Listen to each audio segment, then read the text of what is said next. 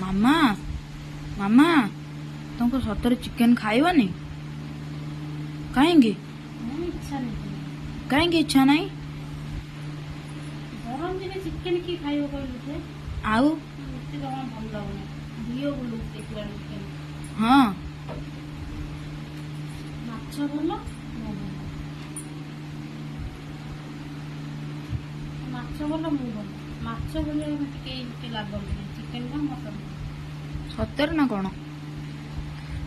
ମଟନର କେବଳ ଆଳୁ ଝୋଳ ଆଉ ଚିକେନ ତ ମୋତେ ସେତେଟା ବି ଭଲ ଲାଗେନି, କିନ୍ତୁ ମାଛ ମୋର ସମସ୍ତଙ୍କୁ ସେଥିଲାଗି ବାବା ମାଛ ନେଇ ଆସିଲେ। ସେ ଜାଣିଛନ୍ତି ଚିକେନ ଗରମରେ ଖାଇବାକୁ ଇଚ୍ଛା କରିବନି, ସେଥିଲାଗି ବାବା ମାଛ ନେଇ ଆସିଲେ। ଯାହା ବି ହେଲେ ଟେଷ୍ଟ କରିବନି ଆଉ? ନା ଇଚ୍ଛା ନାହିଁ।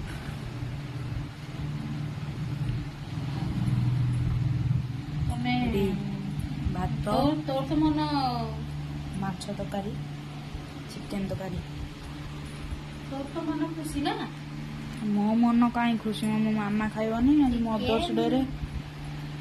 ମଦର୍ସ ଡେ ହଁ କଣ? ହଁ ମ ଚିକେନ ଖାଇବାକୁ ଇଚ୍ଛା ହଉନି, ଜମା ବି ଇଚ୍ଛା ନାହିଁ ଚିକେନ ଖାଇବାକୁ।